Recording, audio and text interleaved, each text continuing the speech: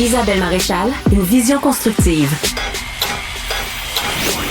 Avec elle, notre réflexion se bâtit. Isabelle Maréchal. Courir. Tout le monde a déjà fait ça, c'est un sport à la mode, la course. Courir pour quelle raison? Mon invité, Patrice Godin, que vous connaissez parce qu'il est acteur, il est auteur également. Il fait partie de notre paysage télévisuel depuis tellement longtemps. Merci d'être là, Pat. Merci. Merci de l'invitation. Vraiment ravi de te recevoir. Courir, c'est vrai que tu fais ça depuis longtemps. Ouais. Et courir, tu as écrit un fabuleux livre parce que je me suis permis de revoir dans ma bibliothèque tous ces livres que tu as écrits. Tu as écrit Les chiens, Boxer la nuit, ton premier roman, oui. Je pense. Tu as écrit tellement d'autres choses depuis. J'ai écrit Sauvage Baby qui précède Les chiens. Ensuite, il y a eu Toutes les vies possibles et Après les tempêtes que j'ai publié en janvier dernier. Voilà. Donc, tu es un auteur prolifique, en plus d'être un comédien qui nous frappe dans ses interprétations. Mais j'ai retenu Territoire inconnu. J'avoue que c'est mon préféré parce que je trouve que c'est le plus, tu me diras si c'est vrai, c'est le plus personnel. Et en prévision de cette entrevue, évidemment, je cherchais, tu comprends, des références à la forêt, au feu, aux flammes et tout, parce que tu es devenu, on le sait maintenant, pompier forestier. Ouais. D'ailleurs, tu portes un magnifique chandail de pompier forestier. De pompier forestier. Mais dans Territoire inconnu, tu parles de courir et tu parles du fait de courir seul. Et tu parles beaucoup de solitude. Oui. Et tu dis, je cours seul, comme toujours, courir en solitaire, ma nature sauvage. Oui. Et là, le gars sauvage, il retourne dans le bois, finalement. Ben moi, j'ai grandi au Lac-Saint-Joseph, dans le coin de Québec. Et on restait là l'année. Alors, on restait sur le bord de l'eau. J'ai un endroit magnifique qui me revient en mémoire beaucoup ces temps-ci. On dirait en vieillissant, j'y retourne. Ça fait des années que je suis pas allé là. Puis là, des fois, en pensée, j'ai des petits flashbacks de cette époque-là. Mais j'ai grandi seul, beaucoup. Pas de frère, pas de sœur. Je suis adopté, donc pas de frère, pas de sœur. Avec mes parents, on était très proches. Mais j'ai grandi vraiment entouré de la nature. Donc l'été, j'étais beaucoup dans le lac. Je me baignais, je faisais de la planche à voile, ski nautique, natation, toutes ces affaires-là. Et après ça, l'automne, l'hiver, le printemps, j'allais beaucoup dans la forêt avec mes chiens. J'avais des chiens. J'ai toujours eu des chiens dans ma vie et j'allais avec ma carabine à plomb à l'époque, me promener dans le bois. Puis, je viens pas d'une famille de chasseurs ni de pêcheurs nécessairement, mais c'est toujours des choses qui m'ont beaucoup intéressé. Mm-hmm. Et la vie dans le bois, la survie aussi dans le bois. Je me rappelle, j'avais des livres de survie. Je me rappelle pas c'était Provencher. Je pense que c'était Jean Provencher. Ben, t'as animé d'ailleurs il y a pas très longtemps. Oui, une série Survivaliste. Oui, Survivaliste. Ouais. Mais tu sais, je lisais, c'est sûr qu'à l'époque, j'étais petit, puis j'avais ces livres-là. Je comprenais pas tout, là, mais j'essayais de déchiffrer un peu c'était quoi vivre en forêt. Fait que la vie, la solitude, la survie, la mort, t'habites beaucoup parce que t'en parles dans à peu près tous tes livres. Fiction comme dans Territoire inconnu, là, tu parles de... puis tu parles de cette espèce d'urgence de vivre. Oui. C'est ça qui t'amène aujourd'hui à faire autre chose que ce pourquoi on t'a toujours connu? Oui. Oui, parce que j'avais besoin... Je me sentais... j'avais l'impression de faire du surplace. J'avais l'impression de stagner dans ma vie professionnelle. Et il me manquait quelque chose, vraiment, qui me remplissait pas. J'avais cette espèce de vide-là que j'ai eu dans ma vie personnelle, l'espèce de trou que j'ai toujours ressenti. Là, je faisais comme me semble, je sers à rien. Je me trouvais inutile. J'étais dans une période où après une très, très grosse année 2021, avec Rencontre au sommet, les 2 saisons, avec L'homme qui aimait trop, j'ai vraiment eu une grosse, grosse année.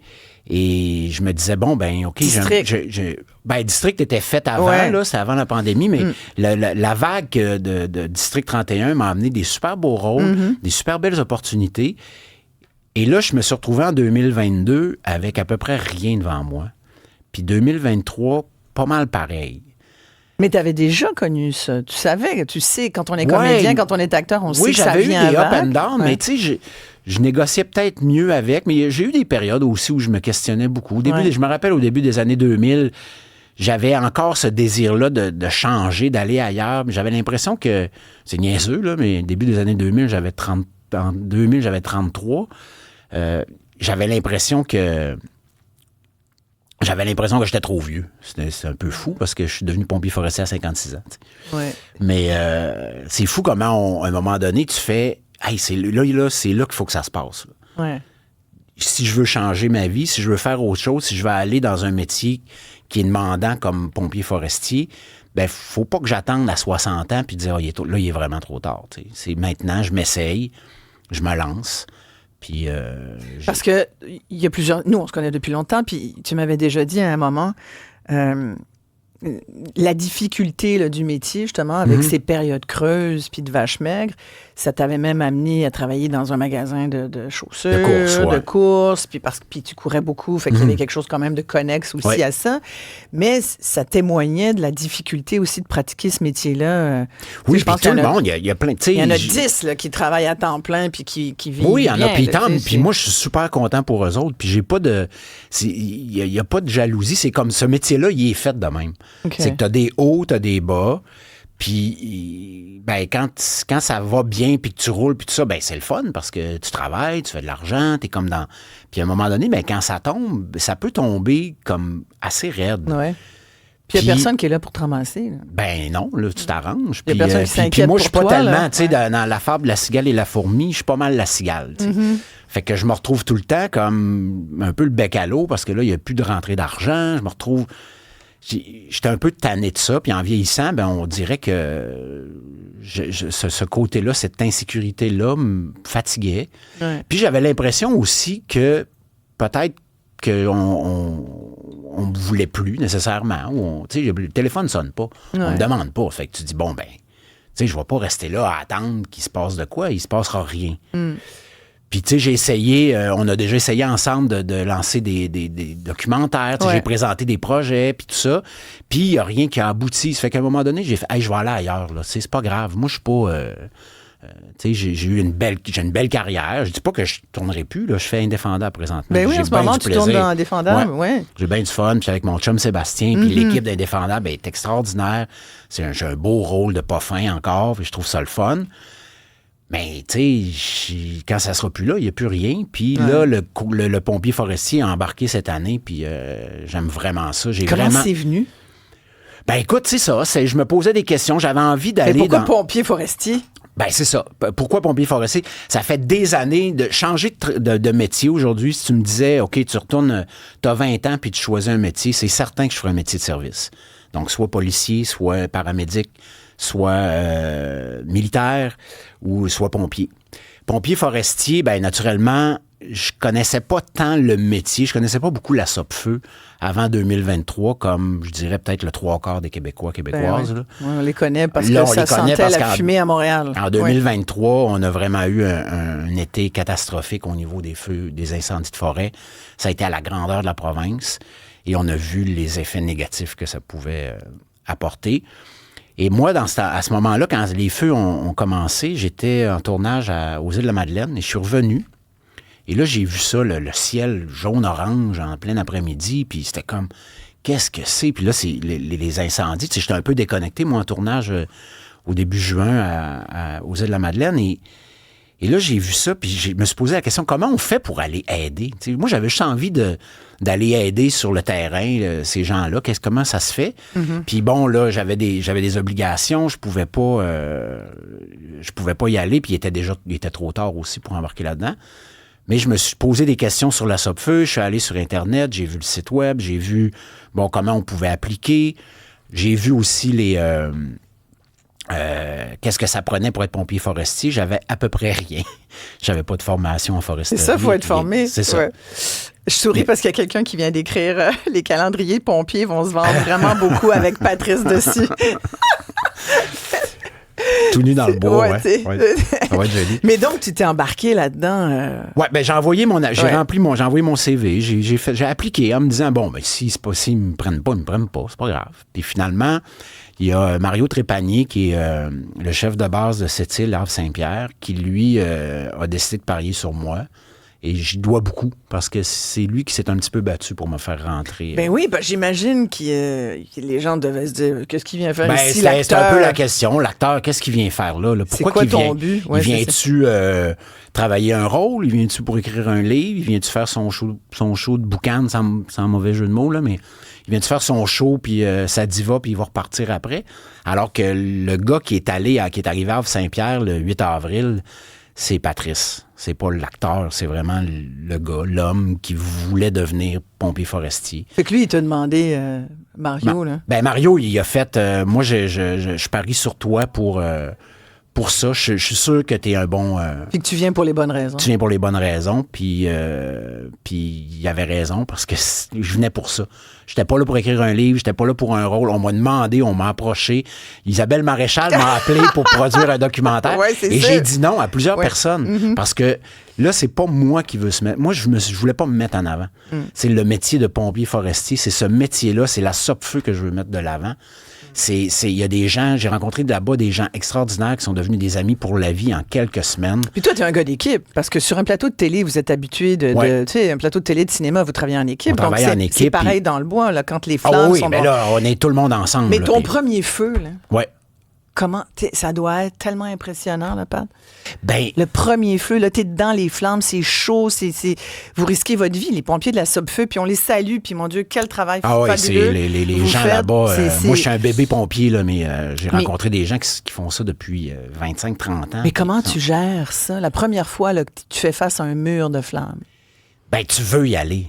Moi, comment c'est arrivé, c'est qu'il y a eu... C'est des lignes de foudre qui sont tombées sur la Côte-Nord au mois de juin. Donc, la première ligne de foudre est tombée dans le coin de Bécomo, Manic 5. Et concours de circonstances, moi, j'ai pas été envoyé sur ces feux-là. On est resté en stand-by, en bon français, à Sept-Îles. Parce que ça prend des équipes sur les autres bases. S'il se passe de quoi à Sept-Îles puis qu'il n'y a plus personne, on est tous partis. Fait qu'à Sept-Îles, qui est quand même une grosse base, la gang de Havre-Saint-Pierre, on est envoyé à Sept-Îles et on était en stand-by, on attendait. Puis là, on veut y aller sur les feux, mais pendant comme quasiment 10-15 jours, on piaffait parce que tous nos amis étaient sur les feux de Bécomo, puis nous autres, on attendait. Et un matin, je me lève à 6 heures, je suis en train de m'habiller, mon téléphone sonne, puis c'est un agent de Sept-Îles qui fait « Pat, il y a un feu qui vient de péter... pas loin du lac Walker, puis t'embarques avec l'équipe. C'est mon premier feu. Puis là, c'est comme, hey, j'arrive, là, je m'habille super vite. Puis là, à la fois excité et un peu quand même... excité total. Il n'y a même pas de... C'est juste excité. Ouais. On y va, là, c'est mon premier feu. Puis ça a été un feu qui était dans une montagne qui était très difficile d'accès. D'ailleurs, c'est un feu qu'on a échappé parce que ça a pris... on avait fait 1 kilomètre de ligne de tuyaux à partir du haut de la montagne pour se rendre au feu. On n'était pas rendu encore. Tellement c'était dans un terrain escarpé. Fait qu'on est là-dedans. Le feu, il gagne souvent contre l'humain. Là. Le feu, si on n'est pas dessus rapidement, ça part vite. Puis tu sais, les conditions, on n'a pas eu... On a des... depuis quelques années, on a des hivers qui sont beaucoup moins de neige, beaucoup moins de précipitations. Il y a moins de pluie. Ça vient sec. Alors, puis là-bas, ben, c'est des conifères. Hein. Et tu as eu combien de feux depuis, alors? J'en ai fait plusieurs. J'ai passé pas loin de 400 heures sur feu. Mais combien? Je me suis promené, parce que là, on a ce gros feu-là. Le lendemain, on est retourné. Après ça, il est parti en vrille. Là, on l'a échappé. On est allé sur un autre feu. On a fait, on se promène d'un feu à l'autre. Puis après ça, on a fini ce feu-là. Il y a eu un feu à Havre-Saint-Pierre. On est envoyé là. On l'a fait en une semaine. Il y a des feux qu'on a fait en 2 jours. Il y a des feux, des fois, on a un après-midi. Il y a un feu de chalet sur le bord de l'eau, mais collé sur la forêt. Donc, là, nous autres, on est là pour protéger la forêt. La structure, les pompiers de ville sont venus, mais il n'y avait pas accès parce que tu pouvais juste te rendre en 4 roues. Fait qu'on leur a prêté l'équipement, eux autres, pour qu'ils finissent d'éteindre Puis toi, c'est une job, là. C'est pas pompier bénévole, les gars de la on est payé, on est là, on est formé. Moi, la formation... Moi, il y avait tout le temps un peu ça qui me bloquait, comme au début des années en 2003, 2004, je pensais aller paramédic. Ouais, je t'aurais vu aussi. C'est quelque chose qui me plairait bien. C'était la formation, c'était de retourner à l'école, de retourner au cégep. Puis là, il y a pas d'entrée d'argent, il y a pas, puis il était vraiment obligé de mettre de côté le métier pour aller faire ça. Tu peux pas faire ça à temps partiel, tu sais, c'est un peu... Fait que ça me bloquait tout le temps, tandis qu'à la Sopfeu, une fois que t'es pris dans une équipe, dans une base, ben là, t'as des formations. T'sais. Fait que j'ai suivi la première formation qui est de combattant national à Québec avec tous les autres nouvelles. Là, t'en as une, là, prochainement, là. Formation, ben là, je vais en avoir, quand je vais recommencer en avril, là, il y a plusieurs autres formations. Là, on va devenir chef d'équipe. Après ça, il y a les formations de CHN. Oui, ça c'est prend ça, les compétences CHN, pour la CHN qu'on n'a pas faites la première année parce que... Qu'est-ce que tu fais avec une CHN? En fait, tu... Ah, dans la forêt. Faut tu que défriches? Ben, ça défriche. Tu peux... tu vas couper des arbres. On va faire on appelle ça des pads pour les hélicoptères. Donc, parce qu'on est vraiment héliporté souvent. Donc, on arrive, on est déposé, puis quand on avance dans la forêt vers les feux, des fois, ben c'est plus pratique d'ouvrir une clairière, pour que les hélicoptères peuvent se poser, apporter du stock, puis nous ramener aussi. Écoute, il y a plein de gens là, qui interviennent parce que, tu sais, envisager de changer de carrière comme ça, et tu parles de ton âge, tu l'as fait à 56 ans. Tu vois, il y a Alex qui dit « 45 ans, je travaille dans une entreprise comme employé, mais j'aime plus mon travail ni mes patrons. Je pense sérieusement à m'inscrire pour devenir courtier hypothécaire. J'ai 45 ans. Est-ce trop tard? » Ben non. Ben non. Moi, j'aurais envie de dire, il n'est jamais trop tard. Jamais trop tard. Après, il faut être conscient de ce que ça a comme poids dans la vie. Oui. Ça a une incidence sur la vie, même personnelle. Toi, tu es parti là, pendant de longues périodes. Ouais. Ben écoute, moi, j'avais vraiment J'étais supporté par ma famille parce qu'ils voyaient mes filles, ma blonde, Nathalie, voyait bien que, tu sais, j'étais pas heureux, là, que j'étais vraiment dans une période, ça fait 2 ans que j'allais pas bien. Tu sais, moi, j'ai refusé pendant des années d'aller voir une psy, puis je luttais contre ça parce que j'étais un gars, puis pas besoin de ça. Puis à un moment donné, tu fais non, mon chum, là, je me parlais à moi, là, il faut que tu y ailles. Là, parce que puis c'est une des meilleures choses que j'ai faites dans ma vie, c'est d'aller voir une psy. Ça, c'est dernièrement, là. Bon, oui, puis je la vois encore. Puis même si ça va mieux, je continue d'y aller, tu sais, aux 3 semaines, puis ça fait du bien, ça... Donc, il y avait ça. Mais ça brasse des affaires, par exemple. Ben, ça brasse des affaires. Puis moi, je suis parti... quand je suis parti en avril, ben c'est sûr que je suis parti le jour de ma fête, le 5 avril, puis je suis revenu le 15 août. Je suis revenu une fois entre ça chez moi, puis j'ai été rappelé rapidement parce que là, les feux ont commencé sur la Côte-Nord. Et c'est sûr que d'être loin de mes filles puis de ma famille, c'était particulier, mais en même temps, je sentais que j'avais leur soutien absolu. Et puis oui, ben pour ça aussi, ça fait ça rend compte de certaines choses. Puis Nathalie et moi, on s'aime énormément, mais on a décidé de faire chemin à part maintenant. Même si on reste proche, on déménage pas loin. Donc là, tu déménages? Ouais, je déménage. Elle s'est acheté une maison aussi. Puis, OK. Donc c'est la fin de votre couple? Oui, mais pas de la famille. Parce qu'on a décidé, puis ça se passe, puis on est en parfaite harmonie, puis ça se passe super bien. Donc, on le fait de manière très saine, très ouverte avec les filles. Les filles sont plus grandes aussi. Et la famille reste importante autant pour elle que pour moi. Donc, on va rester une famille. Mais on n'est plus un couple d'amoureux, c'est tout. Puis comment tu vis ça? Ben, on le vit bien. Écoute, c'est en très bons termes, puis on s'entraide, puis tout ça, puis ça se passe bien. C'est un gros morceau quand même. Oui, c'est un gros morceau. C'est changement de vie professionnel, changement de vie personnel aussi. Ouais. Fait que là, tu vas courir seul encore. Oui, quand je vais me remettre à courir comme il faut. J'ai été opéré au mois de décembre. Mais, c'était imagé. Mais, ouais. Non, puis écoute, comme je dis, la famille est super importante, puis la famille, elle reste au premier plan. Là, ça, c'est sûr. On a beaucoup de gens qui interviennent, qui veulent... tu vois, il y a quelqu'un qui dit, moi, je suis retournée à l'école à 34 ans. C'est une femme qui dit, je suis infirmière auxiliaire, j'adore mon travail. Guylaine dit, mon époux était chauffeur de lift. Il a changé de carrière à 52 ans maintenant. Il est formateur en santé et sécurité au travail. Il est tellement heureux de travailler. Ben oui. C'est comme, faut tellement pas hésiter. Ben souvent, mais pourquoi on hésite? Parce qu'au Québec, on a l'impression qu'après 50, on est vieux aussi. Il y a beaucoup d'agisme relié à ça. Ouais, je sais pas s'il y a ça. Mais pourquoi les gens hésitent? On a peur. On a peur, ouais. Tu sais, la peur de... Moi, j'ai eu vraiment... Honnêtement, là, j'ai eu vraiment peur avant de me rendre sur place, arriver à Saint-Pierre. Quand quand j'ai eu le téléphone pour me dire, OK, tu as passé toutes les entrevues, j'ai fait le test physique, mes examens médicaux étaient parfaits. OK, tu commences à Havre-Saint-Pierre début avril. J'ai eu 3 semaines, 1 mois de panique intense à l'intérieur parce que là, j'ai fait, OK, c'est vrai, là. Là, je pars. Tu pouvais pas trop reculer, là. Ouais. Non, mais je pouvais pas reculer, mais là, je fais, OK, dans 3 semaines, 1 mois, je m'en vais là-bas.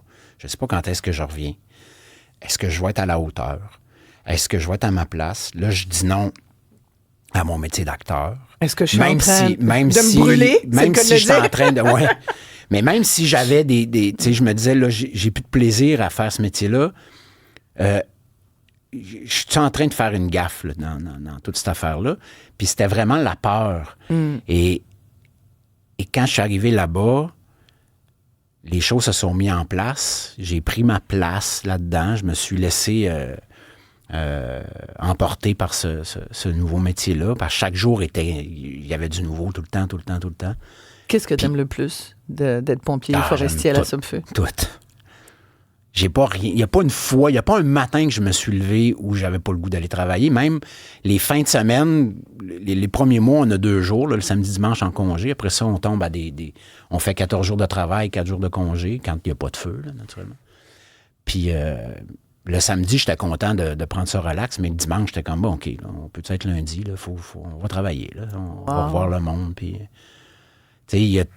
on a tout le temps quelque chose à faire. On a tout le temps... Premièrement, la gang de monde avec qui on est, on a bien du fun ensemble. On s'entraîne. On dit des conneries. On a bien du fun. Puis quand c'est le temps de travailler, tout le monde... Oui, c'est une grosse famille. Puis tout le monde travaille. Puis il y a tout le temps quelque chose à faire sur la base. C'est une famille parce que vous devez vous protéger aussi. C'est dangereux comme métier. Là. Oui, on travaille ensemble. C'est sûr que on a des équipes. Puis il faut... On travaille ensemble, il faut être... comme là, quand on est chef d'équipe, moi, je vais avoir des gens qui vont être sous ma supervision. Moi, je suis sous la supervision d'autres personnes. Ça fait que, tranquillement, tu apprends comment... Il faut que tu sois aussi un leader, et un bon leader. Ça, c'est quelque chose, des fois, t'entends ça. On a vu ça dans des émissions. Moi, je suis un bon leader. Fait que, pas sûr quand tu dis ça de même. Moi, je ne sais pas, si je vais être... Je pense que je vais être un bon, mais je sais que je vais être là pour les... J'ai envie d'avoir des gens, de travailler avec les gens, que les gens aient envie de travailler avec moi. Puis je pense que c'est la base, c'est d'être ouvert aux autres puis de travailler ensemble. Dans ton fameux territoire inconnu, le dernier chapitre, là, à la fin, là, tu dis, écoute, je vous le recommande sincèrement. Si vous avez des doutes, lisez ce livre de Patrice Godin, Territoires inconnus, parce qu'on y parle de ton cheminement de coureur. Mais c'est très près de toi, évidemment. C'est ton livre probablement le plus près. Tu parles du doute, tu parles de plein de choses, tu parles de la mort. D'ailleurs, Patrice a un beau tatouage avec la mort dessus. Il y en a plein, là. Celui-là, c'est la mort mexicaine qui est magnifique, d'ailleurs, qui est belle comme tout. Et ça, c'est un renard. C'est ton nouveau tatouage. Oui, cet été, au printemps, j'ai été à Anticosti. Il y a une base à Anticosti. Ouais. Puis on était là. J'étais avec Larry, un pompier d'expérience, et moi.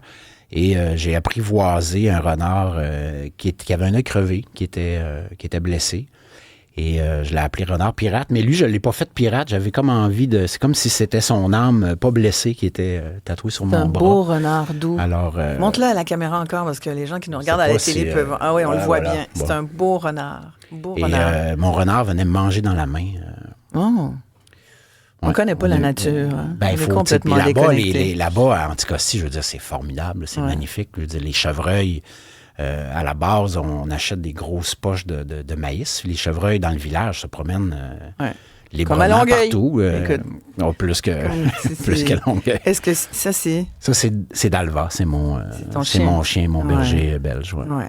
Écoute, je reviens à ton livre où tu dis « Poursuis, continue, avance, avance, avance, avance, sans relâche, sans répit. L'immobilité ne mène nulle part. » L'esprit, lui aussi, doit être en mouvement continu, liquide, perpétuel, pareil à l'eau d'une rivière qui coule. Pense pas à tes peines, à tes erreurs, ni à tes regrets. Sois fort, apprends de tes faiblesses. Tu peux pas changer ce qui a été, mais tu peux influer sur ce qui sera. Alors ne doute pas, avance. Mm-hmm. Je devrais le relire, ça, des fois aussi. Écoute, moi, sincèrement, je l'ai relu. C'est vraiment comme un bon pep talk. Merci. Tiens, on parlait des entrepreneurs en première heure d'émission. Je le suggère à toute personne qui est chef d'entreprise, mais aussi toute personne qui se remet en question, parce que le doute est humain. Ben oui. Le doute nous habite tellement. Puis c'est sain de douter. Mais ça peut nous empêcher d'avancer. Ben c'est ça l'affaire. Le doute il faut douter. Ouais. Parce ça que peut nous geler, le doute. quelqu'un qui doute jamais puis qui est tout le temps, tu fais comme, c'est un peu... C'est douteux. C'est douteux.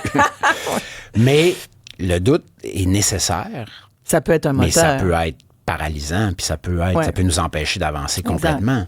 Mais ça peut aussi être un moteur. Oui. Ouais. Puis quand tu t'en sers comme moteur, de dire, OK, ben on va aller voir. Tu sais, il y a comme il y a une phrase aussi que c'est une citation qui apparaît partout sur Internet, là, mais je l'aime beaucoup. C'est tout ce que tu as toujours souhaité se trouve de l'autre côté de la peur. Ouais. Et souvent, c'est vrai. C'est vrai. C'est tellement vrai. Là, je le fais dessus, le mot.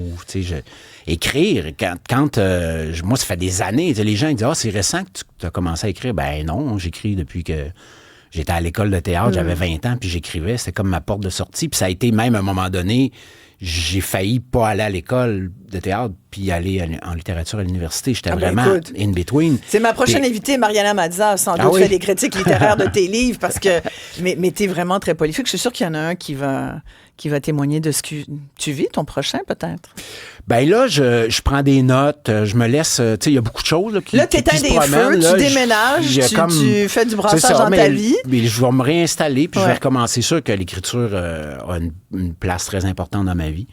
Et je vais continuer. Je ne sais pas ça va être quoi le prochain, mais il y aura quelque chose sûrement. Patrice Godin, merci beaucoup. On se laisse avec ta chanson préférée. Je te demandais c'était quoi?